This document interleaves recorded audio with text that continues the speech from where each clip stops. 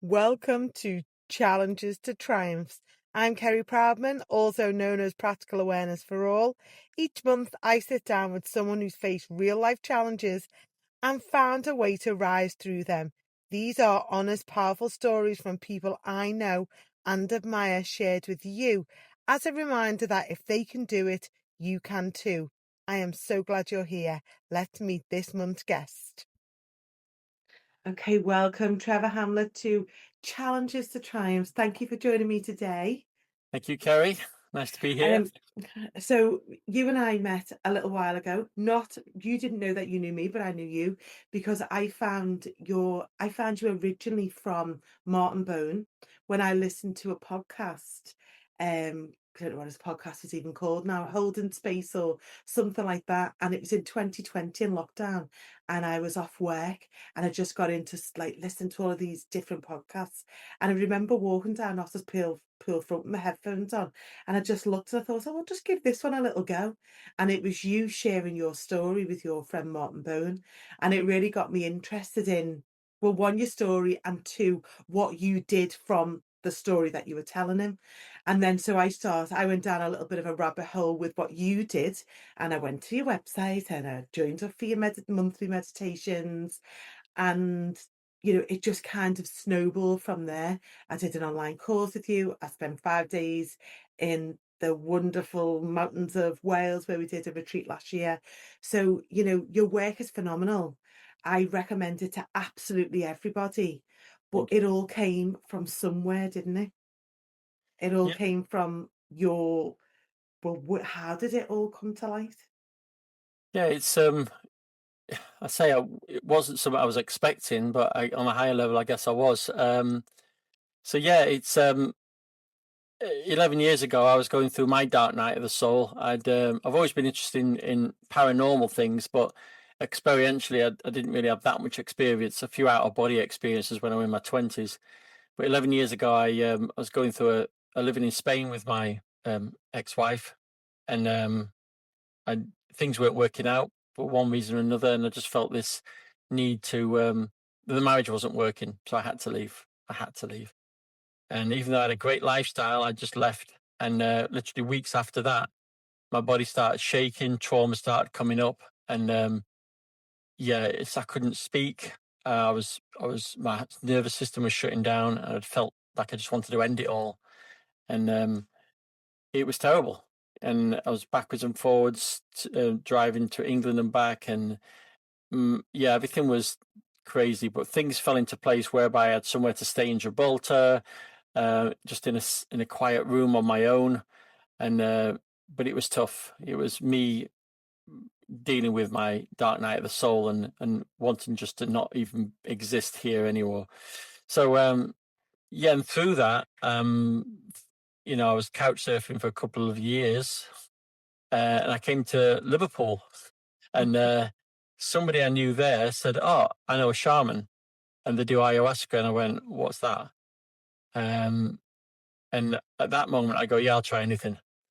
So I met with a shaman first, and I said, "I'd really like to sort of be a healer. Really, I guess I'd like to channel." That's what I said. I'd love to channel because I've seen channels working, but I just want to feel like I'm normal again. And we did ayahuasca in Liverpool. And you think that the most amazing experience in life is going to be somewhere like India or the Amazon jungle, but no, it was a yoga studio in Liverpool, and it was kind of the first night. Everybody's you take this ayahuasca drink, it tastes disgusting, and everybody's having about probably 10 people in the room, all having these amazing experiences, and some are vomiting and some are laughing and crying, and I'm there going, what a load of rubbish this is. I was feeling nothing. I tried to put tissues in my ears because the shaman sings icaros, which are these sacred songs, and when they sings these icaros, it activates various things within, helps facilitate more purging sometimes. So I just want to put tissue on my ear and go, oh God, I can't wait for this to be over. 5 hours later. So it ended. And then we all sat down and everybody's saying, oh, what an amazing experience. I saw this, I did that. And I'm like, another load of rubbish. That's where I was. And how was your experience? I went, nothing. and I had some food. I ate a banana, and then what happens is it kind of activates the DMT in your liver. So I had the banana, and I think the enzymes. As soon as I started seeing twinkles, I'm like, hang on a minute. Oh, when I started going into it, so I sat in the room on my own. Nothing much happened. A few twinkles, and then that was it. Then the next night, I thought, okay, well, I'll try it again. And this time, there's only four of us. Martin was one of them, and a friend I didn't know then. And when I met him, it's kind of funny. I met him. I thought he looks like he's army. He looks like I got a feeling of army with him. Being in the army. And there's two other people there. So there's four of us sat there. 1, 2, 3, 4, and the shaman. And within drinking the medicine, after like probably about 40 minutes, the energy came in, and it was intense. Like I could feel it in my kidneys, the energy moving in my kidneys. Like, what is this? And this world fades out, and then all this other stuff comes in, like incredible colors and that. And then I was kind of on my knees, and everybody else is doing their own thing. They're purging and everything else, and I got the message: stop taking yourself so seriously. Stop taking everything so seriously. And then this voice vibrated my vocal cords, and it was like, "This is a gift. This is sacred. You will be guided." I'm like, "What?" And then all this energy went. It was like it's the most intense experience I've ever had in my life. And then it was just showed me past lives. Showed me as a Mayan standing in front of me. Showed me crucified by a river. It showed me halfway up a pyramid holding a tablet, like I was maybe overseeing the building of something. And all these images are coming in. And then it was like, yeah, the shaman came up and he went, shoo, and the energy just stopped. He said, "Have you had enough?" And I thought, I might not get this experience again. I went, "No, more." And it just came in again. It was like, okay. And he walked off, and then all the energy came in. It was like every cell in your body is like, it's almost like you've been electrocuted, but without the pain. Your body's contorted. And then it put me into yoga positions. So as my body went into yoga positions, my hand would go into mudras. And I'm like, what's this? And as my hand went into mudras, the energy would intensify, and the circuit would be complete, and more energy would come in. So yeah. So then this is where I say not crazy enough, but then I felt this energy move in, and it was like I was walking around on all fours, literally, like as if I was hypnotized. I couldn't, and I was following the shaman around, and it's called the Otorongo, the jaguar, and the spirit of the jaguar comes in, and I could not stop myself. I was like, my shoulders were like this, walking around like a jaguar, and I've done that a few times. It's a positive thing. So yeah, it was. I think the shaman said it's one of the most intense activations he's seen. And then the next day, I went to stay at my friend's, and I was supposed to be filming an event they were having, and I was channeling. It's like this voice was speaking through me, but it wasn't speaking smoothly. It was like broken up. Yes, you will, like Yoda. This is, and it's because I wasn't used to the frequency, and he started just channeling stuff, and I couldn't hold the camera. I had to go upstairs, and it was, yeah. And then a few nights after that, I'd wake up at like 3:33 or 4:44, and watch my hand going down my body like that above my body, and I was speaking Indian, and I recorded it, and it was Bukfasvan. No, was it? It's this. Forget what it was now. It'll come to me in a minute. But I ended up checking what it was, and it was 12th century scripture. So I'm like, okay, yeah. So yeah, So that was interesting. when you were in Spain and you were married to your ex-wife, what was your job then? Because you were always into kind of video production, and you were a Yeah, singer and stuff yourself, weren't you? I was a singer for 15 years in video production. But what I did just before this happened, I invited Tom Campbell, who was a quantum physicist and a consciousness explorer, and I was watching a video, so and early hours of the morning, and I said, "Oh, really? That really resonates. He's talking about consciousness and all this." So I sent him Oh, an right. email. So you met Tom before you had, Yeah. like, kind of before you went into, like, real darkness. That's when you did that, his audiobook and stuff for him? Yeah, it's well, it was kind of simultaneously. So I asked Tom, "Did you want to come over to Spain and do a seminar?" And he went, "Yes." And then I went, "Oh my God, he got back to me." And I went, so then I organized a seminar, and there's about 75 people came from different parts of the world and country. And it, I did this with my friend, and Tom stayed at the house with his wife. And I was still married then, and I was just saying, it's a bit of a challenge sometimes. And he says, "She's your greatest teacher." So for Yeah, anyone out there that's having problems, they're the greatest teacher. yeah, Um, and then I said to Tom, I said, who's recording your audiobook, which is 900 pages? I know. Well, nobody's recording. I said, well, I'll produce it for you. So next minute, I'm over in Alabama, in America, and I'm recording it. So I was the first person with the headphones on for him to read all that content through into my Oh my system, goodness. and then vibrationally, it was Yeah. going 900 pages. So all that information's in there somewhere.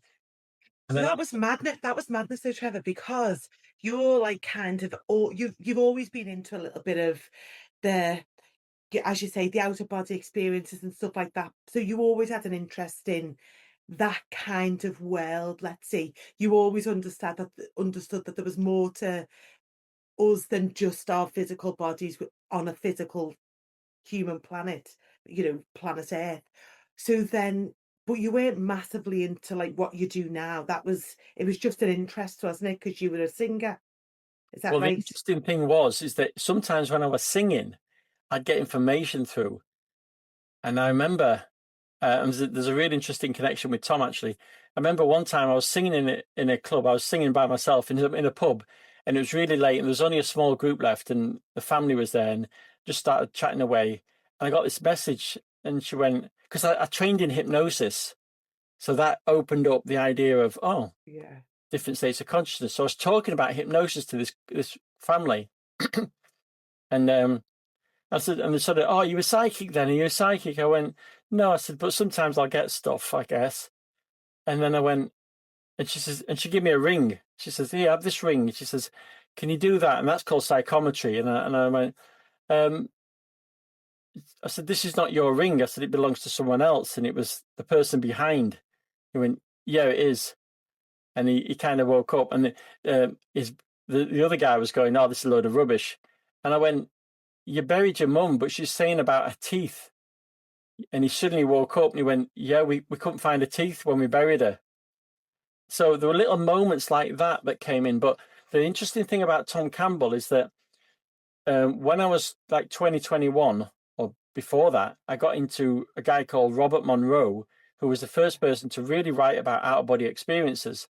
Now, Robert Monroe lived in America, he was a businessman. He's done a great book called Journeys Out of the Body, where he literally just you know, almost like a diary of his experiences, had these sudden spontaneous out of body experiences. Anyway, it so happened that he lived in a place where there was a university, and he went to university, and he said, "Look, I'm doing these experiments. I go out body. I'm looking for a couple of people to help me to set up a laboratory to study it." And Tom Campbell was one of those people that set up the laboratory. So Tom was doing audio and binaural work for Robert Monroe. And then I end up, because of Robert Monroe, that's why Tom's video popped up. Yeah. And then I end up producing with Tom Campbell. And I'm like, wow. So then it's because I mean, we haven't even got time to go into like the theory of like what Thomas Campbell, like what his theories are. So, we can briefly like just say, you know, Thomas Campbell believes that there's a greatest consciousness system, doesn't he? And we're all units of consciousness, and then we choose to come and as almost an avatar or a player and experience this life as a human being. And the kind of main theme of his theory, and please do correct me if I'm wrong, but he goes on about lowering our, what does he call it, Trevor? Entropy. So Entropy. lowering our entropy, and he believes that when we lower our entropy with love and order and structure and forgiveness and compassion, and basically just being a really good human being the way, if the world was that way, then we wouldn't be seeing the world that we're in now, because the world has too much power and greed and selfishness and all of these like things that don't lower entropy, that raise entropy, and that's kind of the reflection of what we are seeing out in the world. And his big theory is, the theory of everything, the big toe, is like, well, in its most basic terms, and I know he's been a physicist for over 30 years and he's got thousands of experiments to back up what he believes, but at its true essence, it is about lowering entropy, isn't it? And being a good person by living from your heart, not getting attached to, you know, the stuff that doesn't really matter. And if we were all doing that at a very basic level, the reflection out in the world would be that we would live in a much more loving, compassionate, forgiving, kind, joyful place. Yeah, and I think you've pretty much got it there. I mean, people say live in your heart, be loving, be kind, but they don't give a reason why. Only go, oh, it's going to be better for everyone. But what Tom has done is theory, and through his own experiences in the non-physical, is that he unites Newtonian physics with quantum physics with all the spirituality and the religion are all kind of saying the same thing in a way, but without all the dogma. Um, and that is that the reason we want to become love is that we are part of a bigger system, and love is the most efficient way a system can work and survive. So entropy is basically, if you've got high entropy, it's like having a room with high entropy. That's a teenager's bedroom, most teenagers' bedroom. And if it's all tidied up and everything's in order, it's low entropy. So fear is high entropy and love is low entropy. So we become more organized. And it's not here, it starts here, but it's a quality of consciousness, our being. So we don't act. There's lots of people, especially the spiritual community, acting loving, but they are not in a place where they emanate it. They speak it, but they're not being it.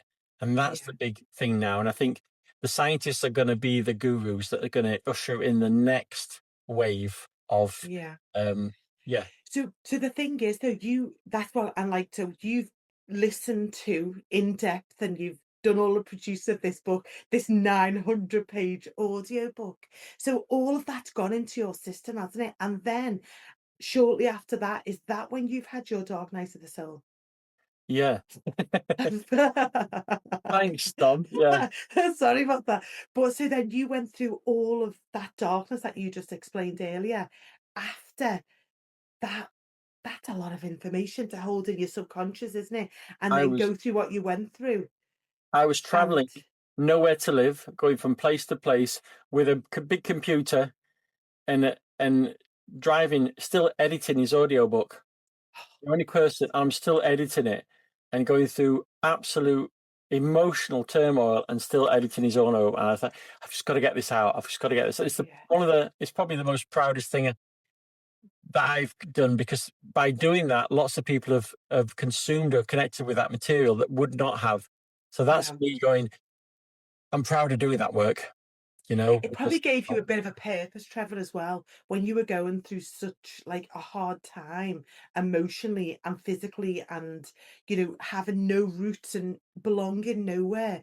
To have that kind of purpose, to know that you'd taken on this massive project and you had to complete it. It probably kept you quite centered to a point.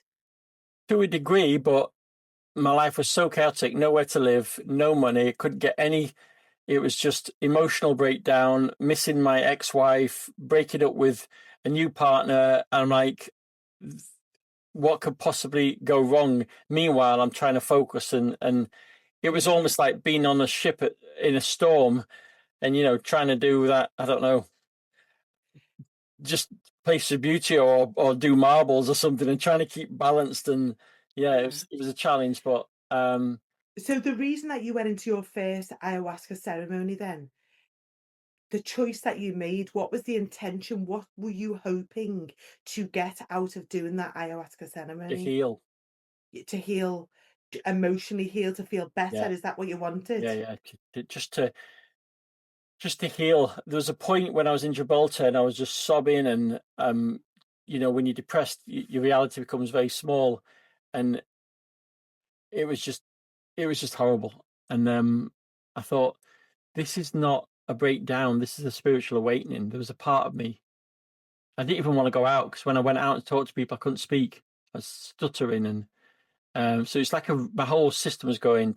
And I contacted Tom saying, "Look, I feel really, really, this is terrible." And he's like, "Oh well, I've not had this in this life, but I have had it in other lives." And he's like, "It's your ego that's resisting."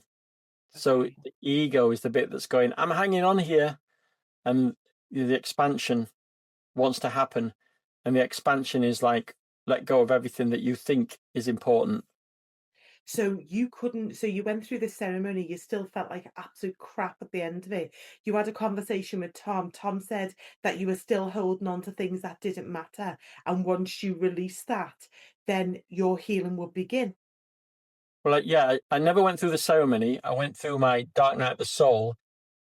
So the timeline is, I invited Tom, was exposed to his work, left my marriage, went through the dark night of the soul, then found ayahuasca, got the gift, and then from that point it was like, okay, let's rebuild and see where we're at from here.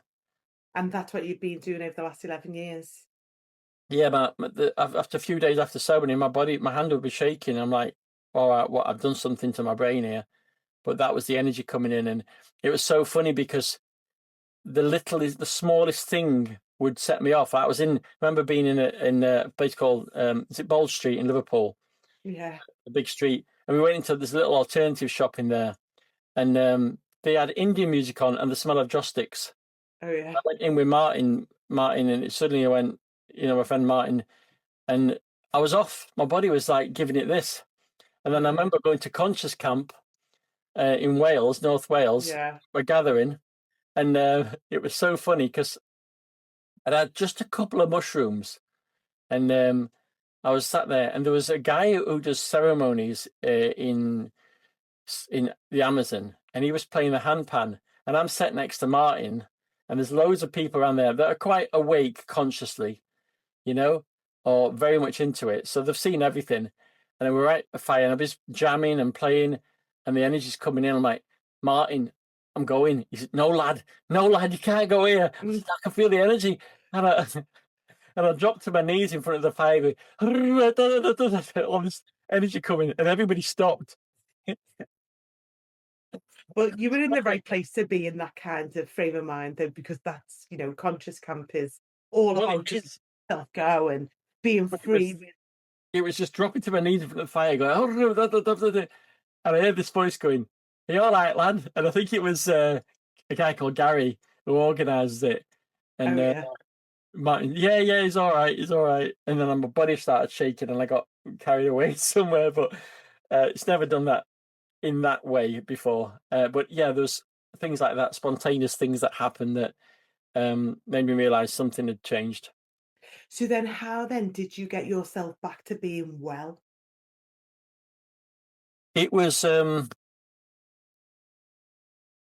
it was a gradual rebuilding process. It was literally, okay, this energy's within me now, and yeah, So and did you just know then at that point when you kind of left the ayahuasca set and you came to Liverpool and you were just going about doing your daily things and you kept going into the shop, you felt like you were you could feel something had changed and you knew that you were different now than you were before.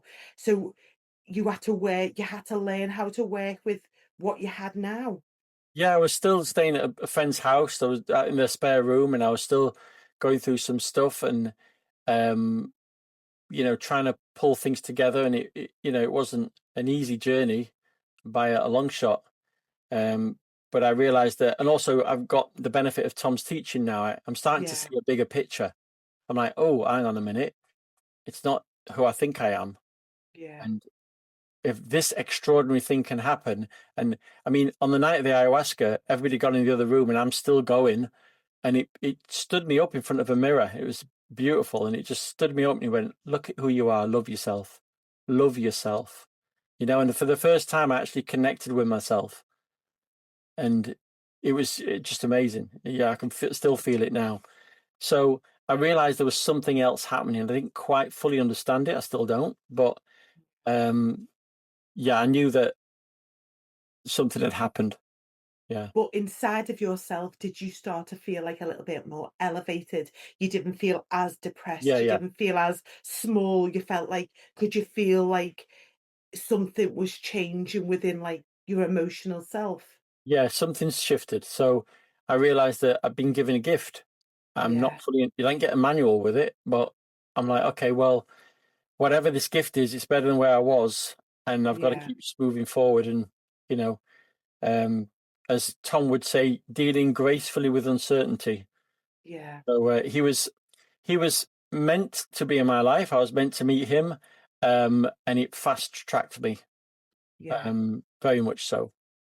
Um, So from then onwards then, you had to learn how to deal with this gift, like that you say it's a gift, so, I'm sure it hasn't always felt like a gift, but when this energy comes into your body, you've had to learn what to do with that for the greatest good, would you say? How to work with it in a way that's of service to you, but of service to other people as well? well, I was lucky because I did another 32 ceremonies within the first 15 months. Majority of them with the shaman Robert Tay, which I, thankful for. Because what happened, I think, around about the third ceremony, I was in mid process. I drank ayahuasca. I was lying on my back, and I was seeing all the visuals. And he came up to me and said, "I see who you are. Would you like to work?" And so the medicine had told him, and I got up and I just knew what to do. I went over to people and I could move stuff from them, and I could hear stuff, and it was like it was like getting into an F-15 fighter jet and going, "Oh, I have to do this." So it was a Yeah, surprise, but letting it happen. So, and then I looked at him across the room. I was still in the medicine. He was in the medicine, and I was opposite. And when you're directly opposite the shaman, that's a really powerful position to be in energetically.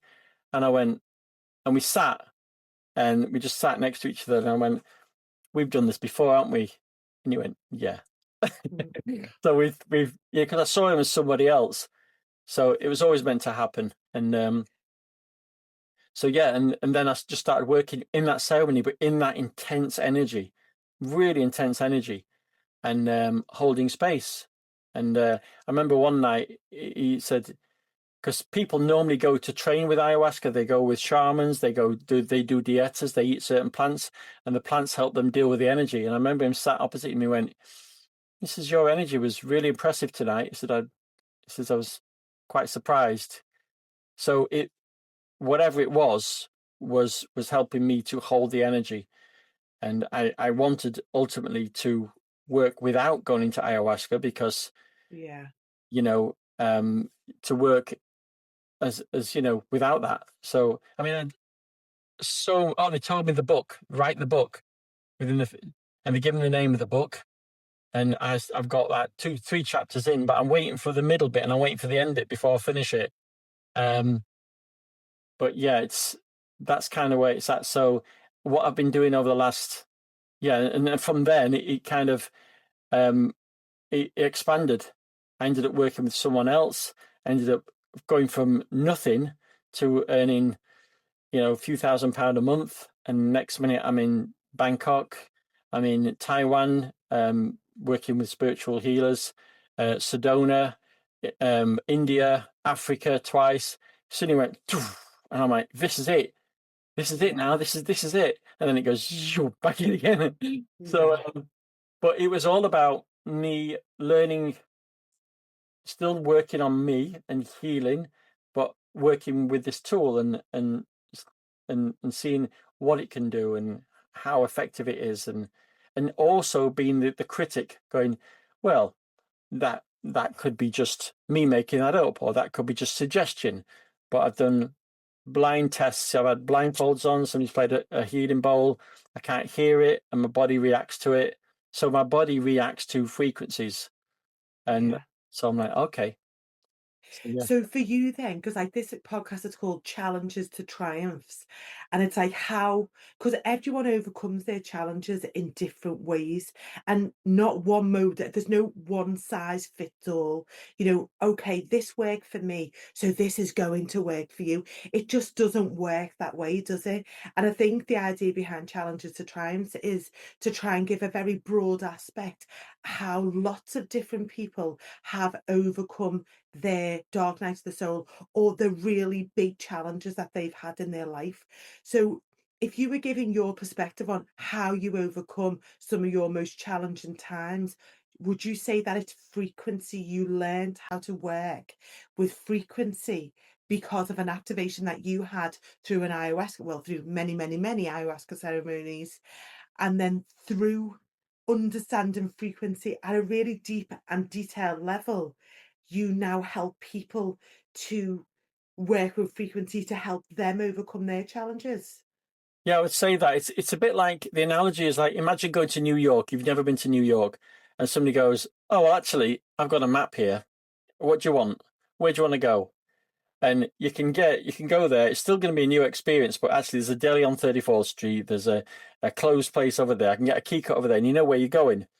It's still going to be an experience, and it's still going to be new to you, as opposed to just dropping into New York by yourself and just wandering around.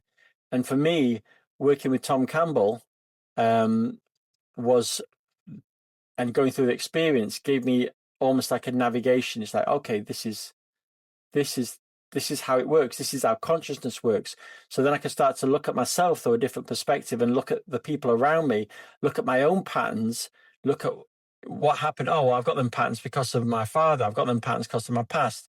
I've got them patterns because of past life stuff. And had some extraordinary experiences, extraordinary. And I'm still having them.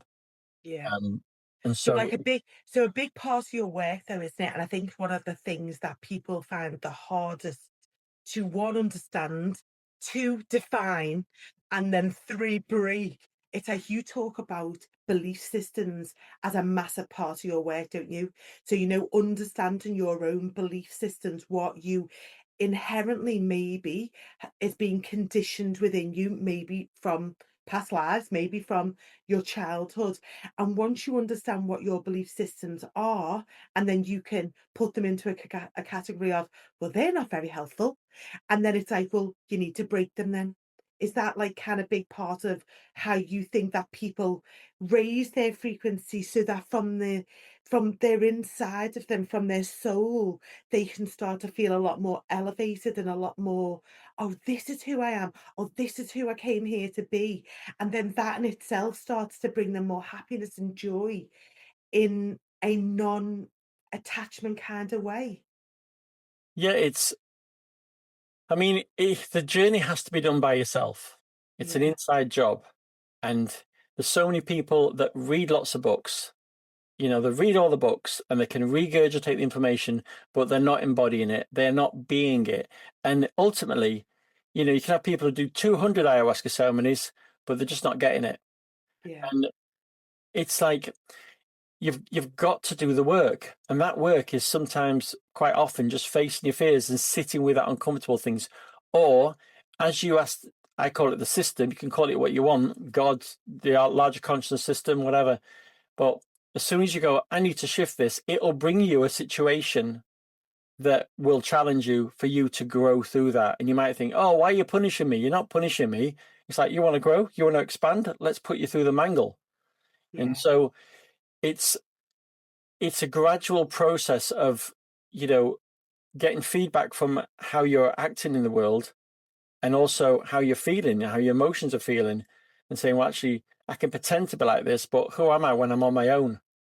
What patterns or addictions have I still got? And why have I got those addictions?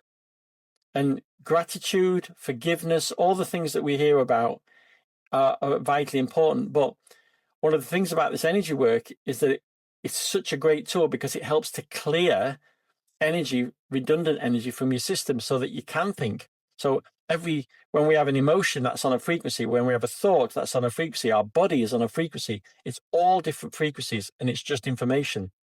And having worked with shamans and therapists, and I've been lucky enough to work with some people like Richard Bandler and Paul McKenna, and I've been on their courses. I've been on Joe Dispenza's 2 courses, and I've just noticed the same thing. It comes down to this: information in a frequency of energy. That's it. yeah, So however we want to interact with that. And the analogy I use is, imagine going to a river and there's 10 people there and say, right, somebody says, well, get me some water from that river. First person goes down, he gets his hands and he cups them. And he says, "I brought some water back." Another person goes down. No, no, you need a bucket. No, no, you need this bowl. They're all right in one way. All they're doing is bringing that water back. They're bringing that information back. But no one way is is the way to do it. It's just one is a little bit more efficient than the others, perhaps. But Yeah. it's more Get you. about, is it useful? Whatever you're learning, is it useful? If you believe in something, is it useful? And when I realized that every belief system is just a way of interacting with the water, interacting with the system. And what the crisis, the second crisis I had was that I was part of the conscious community in Liverpool as well, and Manchester and in Wales. And then I just started sitting back and going, nothing's changing. I'm seeing the same people doing the same thing 10 years later, and they've still got the same problems. And, and the people that have made it, they've gone and done something else. And a lot of times people come together just to connect, just to be part of something. And really, and it's like people get so connected to the idea of spirituality as opposed to doing it. And so whatever your practice is, you can be an expert at it, but if it's not working for you, do something else. Yeah. Let go of You've those got to belief systems. you've got to have results from what you do. And if you can't see the results, then try something new. I suppose it's like, I don't know, if you kind of think about someone who wants to lose weight, so they go to Weight Watchers, but if they're still in the Weight Watchers club 10 years later and the weight is still the same. Yeah, sometimes they lose a little bit, sometimes they put a little bit more on. But if they're still going to Weight Watchers 10 years later, then does that system work for them to lose weight? Well, I think we can all agree that it's probably not working and they needed to, try something new. Would you say that kind of like, maybe you can do all of the work, you can read, I always used to say, like, knowledge is power, is knowledge is powerful, but without the application, it's pretty useless. If you want to learn something, but then you don't actually embody it, you don't actually apply it to your life, then it's not really going to have the impact that you were hoping for. So you can go to every Joe Dispenza and Tony Robbins, and you can watch all of these different things and think, wow, that information is brilliant. But if you don't actually take two or three of them strategies and really embrace them and embody them and live as that kind of being, then the impact that they're going to have on your wellness is going to be very limited. Would you agree with that? Yeah, I think knowledge is potential power Yeah, if you take action. if you take action. Knowledge without action is not going to Yeah. do a lot. And it's hard work, and you have to go into those dark places and start to realize that actually, but what I have found, I also went to China as well and did a workshop over there. And what I did notice is that no matter what culture, we've all got the same problems Yeah, or the same challenges. Like, yeah, our childhood, the way it's imprinted us, a lack of self-worth, a lack of self-love, yeah, you know, massive. if you start the ego problems, and you start working at those grassroots, Tom Campbell says that his definition of the ego is awareness in the service of fear. Yeah. So if you've got no fear, the ego dissolves. And But define fear though, because because people throw that word out about a lot now, don't they? Fears. But when I think of fears, I think of like, oh, I'm so afraid of rats. So, I think of things that I'm actually fearful about. But when you're using the word fear, that's not how you mean, is it? Do you mean fear of like, well, what do you mean by that word? so imagine you see a bouncer on the door. He's 20, Yeah, 20 stone. Everybody's scared of him. He trains every time. He looks the business, and he's like, nobody messes with him. But the chances are he's got a lot of fear. That's what motivates him to go to the gym, because if he's not strong enough, somebody's going to take it away from him, you know? And it's like, if people get angry, they get angry because there's a fear that feeds it. Said, oh, no, I'm getting angry for a reason. Well, you're getting angry because, like, say somebody, I don't know, somebody takes your parking spot and you get angry.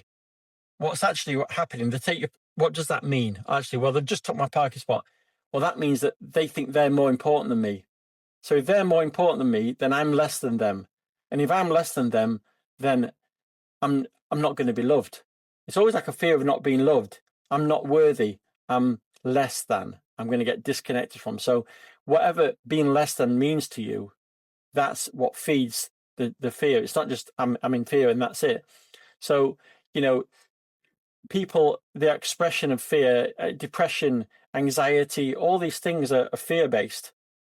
And, the analogy that you have two villages, one's built on love and one's built on fear. So every time somebody does something with love, they'll do a piece of art, they'll build a massive skyscraper. Everybody's helping, everybody's collaborated, everybody's saying, "Oh, well done, that looks amazing," and they generally want that village to thrive. Now, the fear-based one is that every time somebody achieves something, it's like, well, they're better than me. And if somebody achieves a big tall skyscraper, they're always in fear of somebody's going to take it from them. So they're always trying to hold on to it and protect it. So, and eventually the entropy gets so high, the disorganization, it crumbles. All dictators eventually fail. Yeah. So love is the overpowering foundation of everything that is. And that's the way it's going to shift, and that's what it's shifting now. And so you start to apply that to the way your life is, the way your relationship is. And even when you know this stuff, you understand it.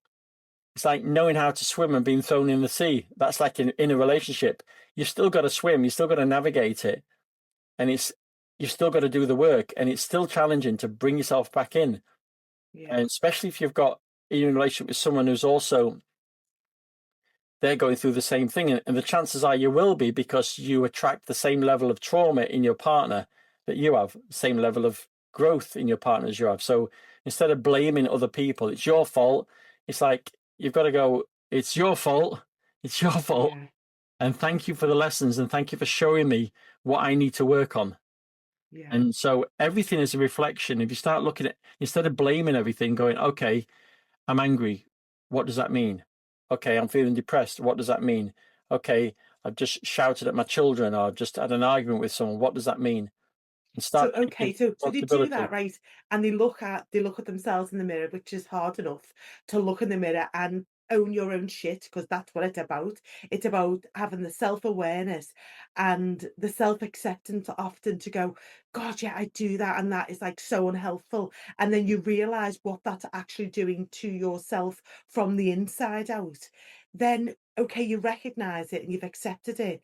How do you believe then you should tackle that? How do you go about changing that fear? So that going from chaos, so high entropy, like Thomas Campbell would say, unorganized, everything just nothing flowing, them feelings that don't feel good inside. They're not, you're projecting them, they don't have goodness when they come out, to lowering our entropy so that everything seems to flow a little bit more, and it's more joy and it's more happiness, and we don't feel that amount of chaos from within, so we have a lot more peace, so we've lowered our entropy. How, when people recognize that in themselves, then that's the challenge. How do they then go about, what kind of work can they do? Because there's no magic wand. And I actually believe that in the spiritual world, and I'm going to call out Liverpool for this, especially, and probably a lot of big cities, it's like, I do believe that people walk in and think there's going to be a magic wand that's going to fix that. And they're going to, not have to do as much as what you actually have to do to lower your entropy. So, what advice would you give then to how you did go about doing that? I used to work with some people, actually went, because I've been up in Liverpool, like a couple of people, you know, young guys, they go to the gym, they've had the teeth done, they've got the latest clothes on, they look fit, they're doing cold baths, they're doing the whole thing, yeah. They do a bit of microdosing as well, and they're on it. And but their head's a mess. It's not just about. I mean, it is all spiritual, but it's the psychology of things. It's the Okay. physiology of things as well. And I've been guilty of not looking after my physical body, but now that's all changing. Now it's changed, and usually they say that's the last thing to go, but sometimes it's the other way around. And so I say, imagine a guy going to a gym and going, yeah, I'm going to train, and it works. And then his habit is he comes out of the gym, he goes, right, I'm going to eat 6 donuts and I'm going to go to Greg's. And I'm going to go home and have a shower. And he does that every day. It's going to be like, it's like this. And it's the same thing. If you're going, I'm at a spiritual workshop, I'm all at one, I've done plant medicines or whatever, and then you still got the mind because you've not addressed it, because but your mind's working in a certain way because it's based on belief patterns, or you're blaming your childhood. It's not like you're blaming your past relationships. It's it's not that you don't blame them, but you take responsibility, the ability to respond and go, right, okay, that happened, but that's gone. What's left is what's happened to me inside my body as a result of that. That's what I can work with. And a lot of the times, unless you get your mind in order, you're going 2 steps forward and 2 steps back, and you wonder why you're not doing anything.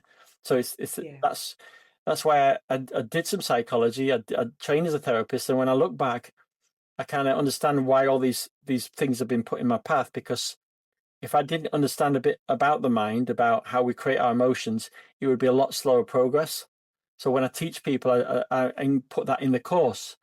Yeah. Just you know, so to answer your question, I would start small.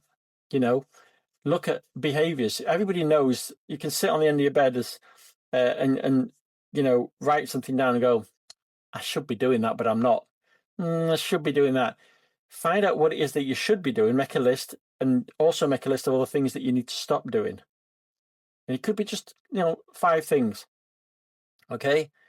And then you can start, when you start stopping things, like for instance, when I was giving up coffee, it's like, oh, I can feel headaches. Oh, I can feel that pull. And then I'm going, why do I want to have a coffee? Actually, it's just to connect with people. I don't know anyone, just to sit there, just to have that feeling in my body when I drink coffee, you know? And it's like, and you start deconstructing the behavior and going, okay, right, what can I do that's the same? So now I'll do a fresh juice in the morning and I feel even better, but it's Yeah. a different behavior. So it's being conscious, and people say, oh, I'm conscious now. And it's imagine, like, if you've got your salt and pepper and you put them in a cupboard and that's where you have them. And one day you decide, actually, I'm going to rearrange the kitchen. I'm going to put the salt and pepper down here. The next day you're going, I need some salt. Oh, I've moved it. The next day, maybe a week later, you'll be busy doing things. You go into the kitchen. Oh, I keep forgetting the salt's over there, because you're not conscious. Yeah. Now, going to the kitchen and going, I'm looking for the salt. You know exactly where it is. And that's about it. Come out of thinking about the future, come out of thinking about the past, be in the present moment. Eckhart tells it about being in the now, and go, right, I'm present. I'm going to give that gift to myself of, like, taking a few minutes every day, and gradually what happens is that when things happen, there's a space, like somebody pulls in front of you, takes you parking space, and you can either go, I'm going to react and be angry, or I'm actually going to go, yeah, actually, it's all right. I'll find another one. Yeah. And the big thing is, like, you're you're multifaceted and your knowledge is profound, and it's just, I could talk to you absolutely all day about what you know, and I love hearing you talk because you're so interesting. But there was certain, and so you got activated and you do a lot of energy work and people come to you and you help them almost clear out like debris energy, like it's bin day. And but it's not a magic wand, Trevor, is it? People don't come and they suddenly walk in and have an hour kind of energy healing with you and they walk away and they don't have to do any of the work. It's it's something that they do alongside what they're already doing. You're just helping them, as you say, clear things out that they've done the work. Let's get rid of that. Let's make fresh space, like a declutter. Would you say that's kind of like Yeah, the right analogy? there's different aspects to it. I've noticed that sometimes because when I bring the energy in, my hands just go into mudras, and then my body reacts to the energies. And I notice I've worked with a few people, and they've just reacted and they've activated, and they're I like, know. I can do this. What's this about? So then they're having to learn what it is, and they become healers. Now, I Yeah. say healers, we become channels. We channel Yes. the energy. So as you clear stuff, as you start clearing your fears, the side effect of it is you're going to start having paranormal experiences. You're going Mm. to open your heart. You're going to have intuitive and synchronistic experiences because it's like there's a clear channel. So Yeah. I've noticed that some people come in and it's like, okay, I'm suffering with stress and anxiety. Work with them, and it's like you almost you can feel just taking the outer layer of static from their system. We have a core frequency, which is who we are at a core, and then we have another frequency, which is kind of our energetic frequency. It's almost like a bit like one of them Russian Matrosky dolls, Oh, So yeah. I work at different levels, and I don't decide what level to work at. As I go, show me what's for the highest good, and the energy comes in. Now, for healers, um, it could be, especially when I'm working with healers, the intensity goes even higher, and there's downloads that come in, there's activations that come in. So people may have something in their system that needs activating, a gift or something, and there's Mhm. codes that come in and they activate. And some people, they have a really relaxing session and they may drift off. Other people, as soon as I work with them, whether I'm working on Zoom or working Yeah. in person, Oh, because I'm still I've working in seen a it. quantum field, the Yeah. body is vibrating because they're Yeah. picking up the frequency. So, and sometimes I'll work with people and they'll connect to, they'll have experiences. I've just smelt my ex-husband's aftershave, or I felt somebody touch me, you know, um, which I experienced that myself 2 weeks ago, which is really weird. Um, so it's a frequency that comes in, and sometimes it's so profound, it just channels, the information just channels through. And I don't know what I'm saying, but it comes through with information that's So relevant. so anybody who comes to one of your sessions, whether on Zoom or the whether they're in, and I know you don't do many like person to person one now, because it's just not necessary, is it? It's as you say, energetically, it doesn't matter if you're in the same room or as long as the intention is that you're both there together, that's what matters. So that's one element of what you do. But where your work went on to well, I've done a bit of your work. So I've done a lot of your courses because you've got a really brilliant course that you've got online, which is called Heal Yourself. And that goes from very basic to quite, well, I would say intermediate when it comes to if you are looking to Mhm. learn things from a basic level, like all of the things that we've spoken about right now. That course is brilliant for doing that, don't you think? Yeah, it introduces people to the concepts, the understanding, then it gives them experiences. So then their belief systems start going, oh, that's interesting now. Yeah, and it kind of plants seeds that may well get activated through anything, Yeah. something that someone says, or I don't know what not.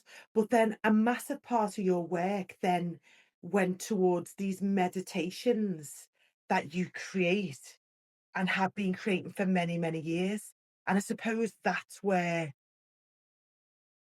I feel like that's where I found the most peace, and I've learned so much from these, like, 45, what you call them, energy transmissions, don't you? Yeah, energy transmissions. Yeah. I mean, people say, oh, the meditations, but they're not, they're They more than that. really are. They're You're like, more than okay. that, and I feel like when we say meditation, that people will have a definition of what they think a meditation is, and I can't call yours meditations because I think, I don't know, for me, the way you create these transmissions, let's say, it's like a learning experience that you put because of the way you create them. So talk us through how you create the meditations because of the different frequencies that you add to almost the story, because you do put it into like a really helpful story that teaches you something while you're in this real meditative state. So because you are in a meditative state, like you're almost in theta state, so that perfect state of, I'm going to absorb all of this information, and it's not just going to go into my mind, it's going into my subconscious. So and like, so talk me through that because that's the part that I've engaged with as much, well, every day, most like 5 times a week for probably, I don't know, 3 years. Yeah, thank you. And yeah, you described it pretty well. I mean, um, as soon as I activated, I could feel energy. I remember just write, because I could always kind of write. I actually can't read music. Can't read music. So it's very intuitive, and I know how to produce music. I've learned how to produce, and that's took me quite a few years. So as I've sat here now, I've got equipment around me. and I play keyboards, but that means I can access any sound I want, really. Um, so what happened is I thought, I could do a meditation, and as I was doing the music, I could feel my body would vibrate. So I sent it off to a few people, and I went, "Oh, that was weird. I felt this energy." I'm like, "Okay." So then I started doing more, and people go, "Oh my God, I had this big experience," and I went, "So these are channels. Each meditation is a way of accessing."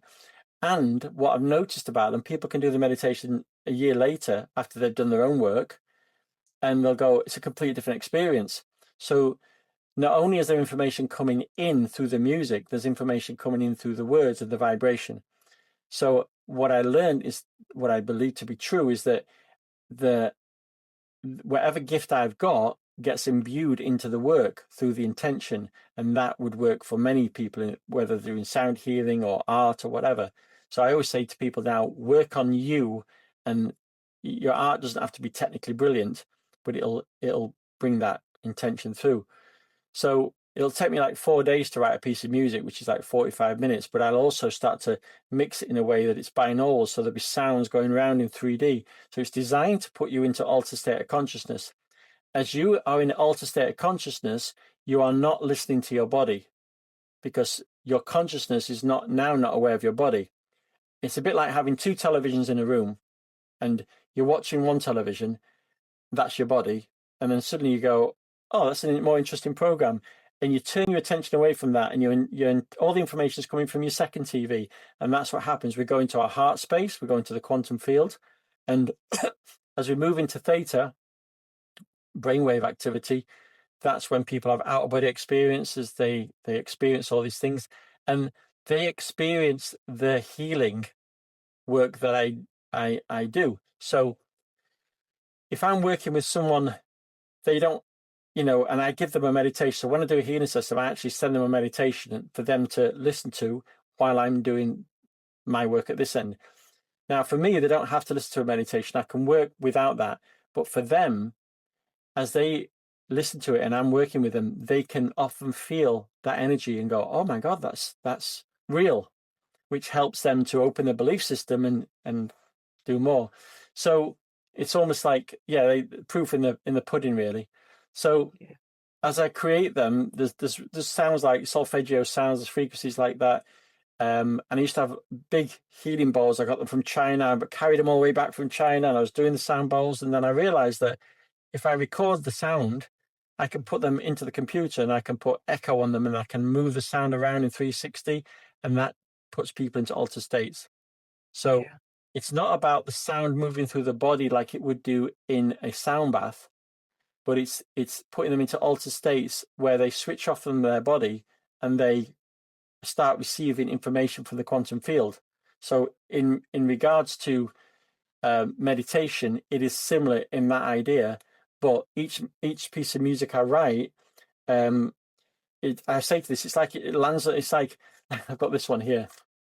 Let me see that. It says crystal meditation. It's Brilliant. almost like it's on my right hand side. It gets put on one of those notes and it just stays there. And I'm like, okay, what's that? Oh, it's that. And as soon as I do that, I'll create a piece of artwork.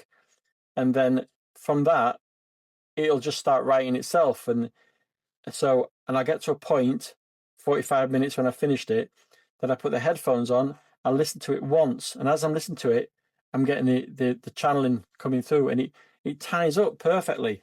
It's really like, wow, that just ties up perfectly. And then it's complete.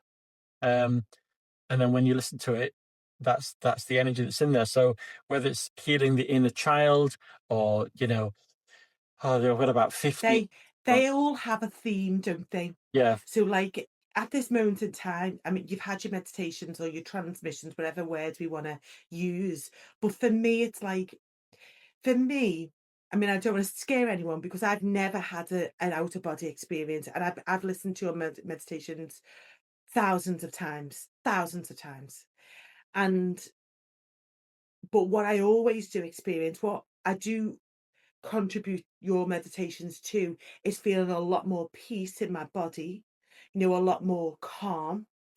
I always feel different after I've listened to one than what I do before. So I know when I'm really busy or I'm really stressed or I've been on a night shift or whatever I do, my first port of call is I'm just going to put one of Trevor's meditations on. And because there's so many to choose from, and I always just go intuitively with which I mean, I have got favorites obviously, but normally what I'll do is I'll pick one because they're all themed.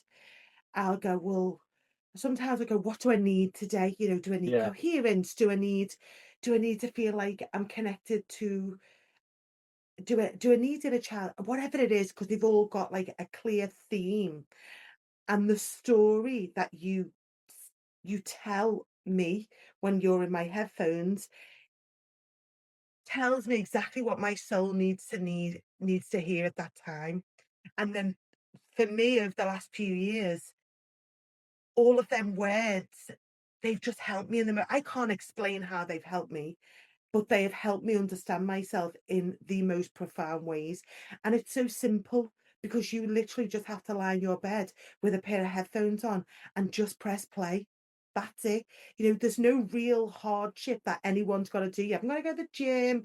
You haven't got to make a juice. You haven't got to, you just got to put your headphones down and lie down with the intention, because intention's a massive, massive part of your work. The words that, or the thought, what is the thought that you're having? Why are you doing that? Then words that you're saying out loud. What is the intention behind them words? That's a huge part of your work, isn't it? Yeah, and it's the intention is I'm just surrendering. I want to be a channel for healing, and I get Yes. out of the way. And some of the I listen to some of the meditations when I do group healings as well, and I'm like, I don't even remember writing that. I don't remember writing those words, and I'm going, oh God, that's interesting. Yeah. You know, um, And do you and know some what? of it, I'll tell you what I find funny. I've probably heard many of the meditations, 20 or 30 times. And when I listen, and I am listening from a theta brainwaves, I am, because I can quite easily, once I put one of your meditations on, go from busy brain, so I'm just like, "Gotta do this, gotta do that. Oh, what's next on my to-do list?" And then I put my headphones on, I instantly feel, like, a lot more calm. I think, "No, the next 45 minutes are just me and whatever meditation I'm choosing to listen to." And as you say, I always feel something different from it. I don't know what it is. I don't need to know. I'm not looking, I've got no expectation for any feeling at the end of it. All I know is that when I put my headphones on, 45 minutes later, when you count it down from 10 to 0, and you say the same thing at the end of every one of your meditations, and I take them off and I crack on with my day. And I feel different every time. But the difference is I feel better. So why would I stop doing something that is so easy for me to do, that I know at a subconscious level is doing something that is creating something more lovely from the inside out? it's changing your neurochemistry without a Okay. doubt. So skeptics can go, I don't believe in energy, but it's changing your neurochemistry. It's changing your focus, and what you focus is what you feel. Yeah. And then it's from a spiritual point of view, it's realigning, it's bringing your heart and mind. Well, let's keep Yes. on the electric heart and mind into coherence, which is the electrical activity. And then on a spiritual, it's bringing your energies into alignment. And it's also, let's say, this when you're in a deep, deep, deep theta process, there's positive suggestions that go in there, like It is. that, and it's also teaching you, like you're saying, teaching you about how the system works and you know who you are. So there's lots of seeds that have been planted in there that are that will flower later on. And I Yes. I always imagine imagine we're sat in front of a TV and there's a Spanish movie on, and you're like, you don't speak Spanish, but you're watching it and you kind of get it a little bit. You understand, yeah, a little bit. You're not, and then you go and live in Spain for 5 years, you come back and you watch the same program, it means something completely different because you've changed, the program hasn't. And the meditations that you listen to, specific one won't change, but you'll come back because your frequency's changed and you'll go, oh wow, that was a completely different experience. That's unlocked something else in me now. So Yeah. there's a new one I've just done called Cosmic Calibration. I'll send it to you. Oh, oh, thank Um, you. and it's I've noticed now my energy's changing, shifting, and as it's shifting, it's going in, and people that have been doing my meditations going, that's different, that's Yeah. different. And I tell you another thing that's quite different, like, I do them on my own, obviously just in my bedroom on my own most like, at least 5 days a week. But when we've done them together, because often on your YouTube channel, you'll say, "Oh, this Friday, I've got a new meditation coming out. If anyone wants to join," and they can join for free, and we'll all do it together, and then it'll go in your Patreon, and if people liked it, then it, like, gives them a taste of what you're about, and it doesn't cost them anything but their time. That in itself, when we all come together, that's a totally new experience as well, isn't it?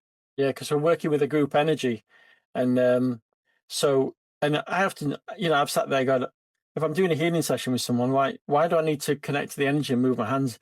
Just let the energy, but it's a different level.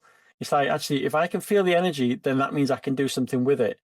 And when I work with people, even in groups, it's almost the last few minutes, then all of a sudden the energy just drops, and I'm like, work's done. So it's like the energies go. Whoever's working with my guys will go, okay, we've got this amount of time, whether it's 30 minutes or 45, and we're going to do this. And it's like surgeons will run into an operating theatre. Right, how long we got? 35 minutes. Let's get on with it. We've got to go. And that's kind of how it feels. Yeah. But these came in last night. I'm like, because Ooh, you're gonna be busy. I'm going to do one specifically for cacao. So for cacao Yeah. ceremonies, it's going to be very tribal. There's a great one I'm doing called the Cube. Anyway, um, tune into integrate, connect to the land. That's a new one, which is going to be. I'm doing a retreat in Italy next month, Oh, so yeah. that needs to come in. And this is new. This is a new one coming in. People are going to laugh. It's alien extraterrestrials, Okay. and that seems to be coming in a lot. And it's not like the UFOs coming from planet Zark or whatever. These are multidimensional beings that are coming in that way. So I'm feeling that energy is going, this is where we need to connect now to expand our Yeah. consciousness. So And I think because you've been creating the meditations for a very long time, like, if I look back at so if people wanted to, two things. So I believe that when people engage with your work, it needs to be very long term. Don't come in, listen to one meditation, and then never listen to the meditations again. Because this podcast is called Challenges to Triumphs. I feel like for me and for my cousin Kim, the way we've engaged with your meditations for the last couple of years has been, it's a very consistent part of our wellness diet. It mhm. is.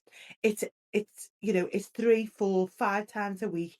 And because there's such a vast amount of meditations to choose from, you never get bored of your work because in like the one part of the Patreon, there's like 50 meditations. So you can literally just like go scroll, scroll, scroll. You can go all the way down to the bottom. And you could, if you want to be systematic, you can just go, right, I'm doing that one today. And you can just go up from the bottom to the top. And then by the time I've got to the topic, because I have done this, by the way, by the time I've got to the top again, I'll just go back down to the bottom. And it feels like a brand new meditation. But in my head, it was a bit like, well, oh, that's because I haven't heard it for a long time. But the way you've just explained it is, by the time I've got back to that meditation that I probably haven't heard in maybe 3 months, my frequency's at a different level, isn't it? So I'm Yeah, hearing it differently, I'm feeling it differently. yeah. And And then, it's like your satellite dish has got bigger, and now you're receiving more information from the same transmission. yeah, I mean, the problem I've had is that I've got stuff on YouTube, and if I spend 4 days writing a piece and then put it on YouTube, it's free, and I'm like, I know, and then but people need to sample your work. On Patreon, I charge like £10 a month, and people can access everything.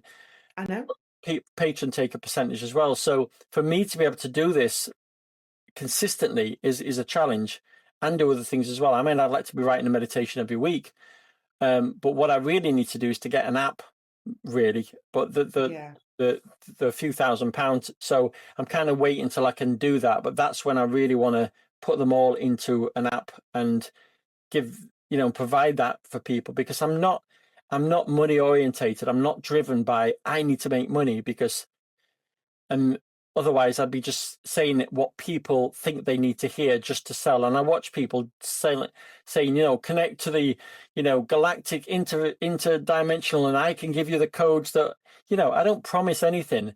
What I do say is that I'm working authentically, and that people will benefit from experiencing this either short term or long term, and that if they align to it, they align to it.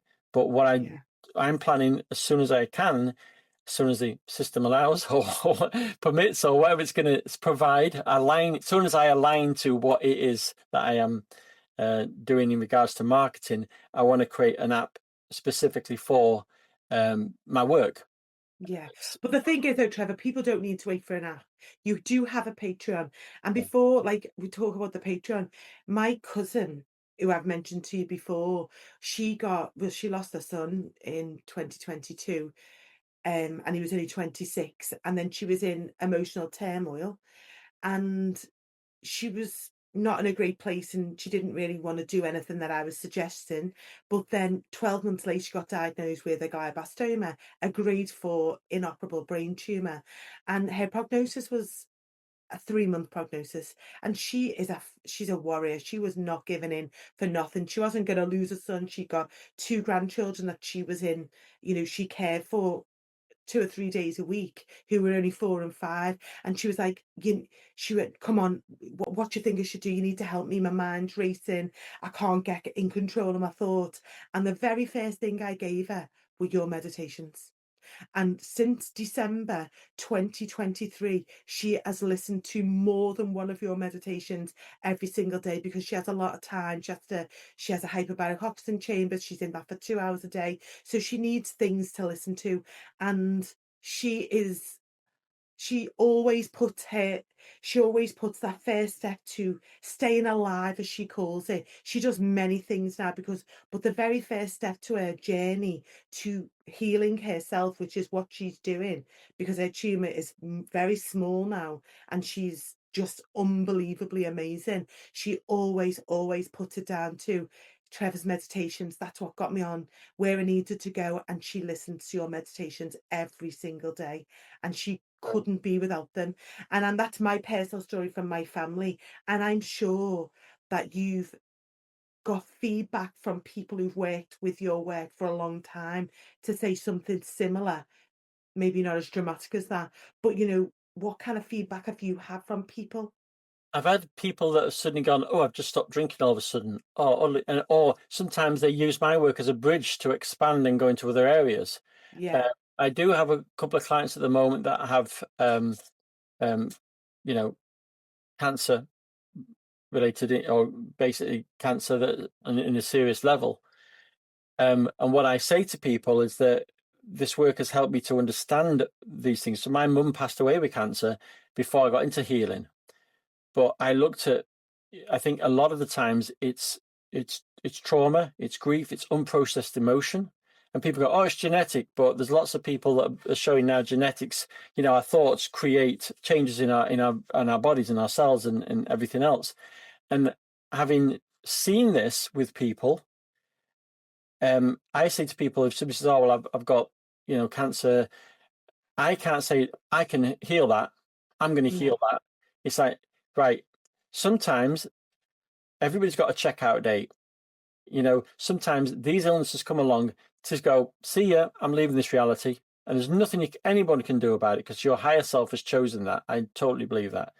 The other side of it is that it's a wake up call. It's like, this is an opportunity for you to appreciate your family, appreciate your health, to expand, to learn more. And, you know, To uh, lower your entropy. yeah, To lower your entropy. Do you know what I mean? Because a lot of like what you've just said, that's high entropy, isn't it? When you're kind of in them kind of emotions and your life is quite chaotic. And I truly believe that what your meditations help people do, because of the words that are being channeled with the frequencies, because that frequency, and I can't explain how 3D they are, and the experience that you feel when you're wearing good quality headphones. You actually feel like you're in the place wherever we are, whatever the frequency is. You do go to a certain, I don't know, you have to experience it to be able to put it into words, because I can't. You have to do them yourself. But they help lower your entropy. They do, because they're they, working at a subconscious level.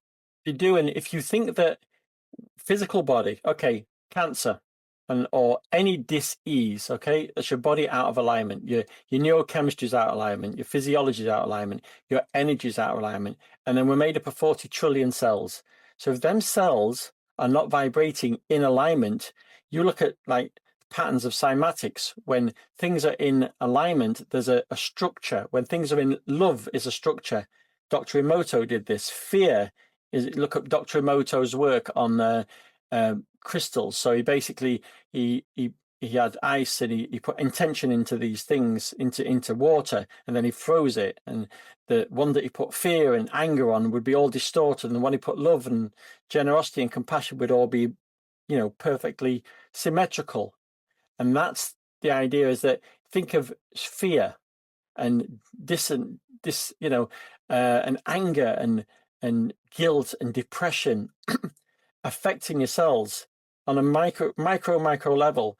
That's going to put them in a distorted place, and then they're going to change into your body. So if you can bring that into alignment through whatever tool you use, whether it's fasting, dieting, whatever. And I say to people, look, I can't promise anything, but what I do believe and what I have seen is that when people, through their own practice, through their using these tools, when they connect to that complete unified field of energy, which is love in the heart, miracles happen. People go, Yeah, doctors go, I can't believe that you have 6 weeks to live and now you're fully healthy. Well, if it can happen once, and it happens a lot more than once, it can happen yeah. many, many times, because there's a way, and our body can heal themselves when we align with that energy. Now, getting to align with that energy is not just about what you do, it's your belief systems, and uncovering those belief systems and doing the inner work. So as you clear them out of the way, that's it. And so that's And the I think that's like that course that you record a course that you've got in your Patreon. I don't know if it's still in your Patreon, but you can buy it on your website. The Heal Yourself course. I think that is really good at teaching you what you're talking about there. Does it? I think that does it really well. Um, on your YouTube channel, the Healing Vibrations, you do have a lot of free meditations, don't you? For yeah, yeah. people to go and sample them. And I suppose if they've got ad-free YouTube, they can listen without interruption. I mean, I couldn't imagine anything worse than putting one of your meditations on Yeah. and then 10 minutes into it, if an advertisement comes No, there in, won't just be. There won't be. The reason is, right? So oh, I do the meditations and you can monetize it, right? Now you look at some of these things, they're monetized every 5 minutes. So every time an advert comes up, they're getting paid lots of money for doing that, or not lots, but they're getting. oh, I refuse to do that. There's an advert at the front, an advert at the back, but all the way through the meditation, I say no adverts. okay. So I'm losing a revenue from there. But the last thing I want to do is to people to be in a door opens and they're just about to see Yeshua, and suddenly an advert for, I don't know, Rennie Yeah. pops up or whatever, you know? So on your channel, the Healing Vibrations, and I'll put it in the details underneath the video, but people can go off if you've never heard of what we're talking about before, they can go off and they can samples, and there's a good variety on there, isn't there? Yeah. But on your Patreon, which is £11 a month, Okay. there Yeah. is there is an abundance, isn't there? There are, but there's over 50. There's over 50 meditations, and unless you've added more in, but there was 50, almost 50 to date when I last looked, and I'm in it nearly every day. And then there's lots of other things, isn't there's music without words, which is Yeah. music with frequency, isn't it? At a different, like Yeah. And I'm, different and I'm, I'm going to create more, but as what that to create more, I need to earn.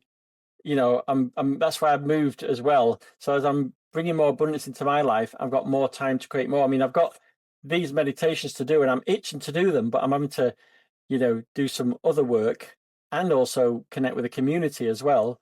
But it's all spiritual related. Everything I do is, I'm not working in Starbucks or, no, working as a mechanic. It's like this is my calling. And for anybody doing the work, healing work, sometimes it's like, I'm not going to do any more other jobs now. This is it. This is my yes, call. it And is. so to make that as easy as possible, because if I can create more for people, that means I get out more and more people can feel the benefits of it really. So And they yeah, really do. So before I let you go, because I've kept you for way longer than I promised, but obviously, can I just ask you one question? what does triumph mean to you? Because it means something different to everyone. So if I asked you, we've talked about challenges, we've talked about how we can overcome them, and but if I said to you, well, what does triumph mean to you? What would you say? Triumph, you always imagine somebody standing on a hill, with a hand up, and they've achieved something. And to me, triumph is achieving, reaching my potential, um, to fulfill my mission, which is to learn to love myself more, to expand more, because you've got to work from yourself outwards, and to help other people raise their consciousness. If one person changes their life, and then that they'll help someone else, and they'll help someone else. So triumph to me is successfully getting through my adversity and becoming the authentic person that I am living now. So yeah, that's kind of what I think triumph is: to help others, but help get yourself into a place where you can help others as Yeah. well. So yeah. That is just wonderful. Well, thank you so much. I'm so glad I found your work. I will listen to your meditations till the day I die. So please keep creating them. And for £11 a month, I'm sorry, it's a steal, and there's no chance that you'd ever get bored and think, oh, I don't want to listen to that one again. Because I think that's what people do when they go through YouTube. They go, oh, they find someone, they like them, they like, oh, I don't want to listen to them anymore. You've got so many, and as you say, yet they don't come fast and furious because you do have lots of other projects that you're working on. But when they come, my goodness, are they worth it? They are so worth it. I'm gonna have a strap line saying "Take your meds daily."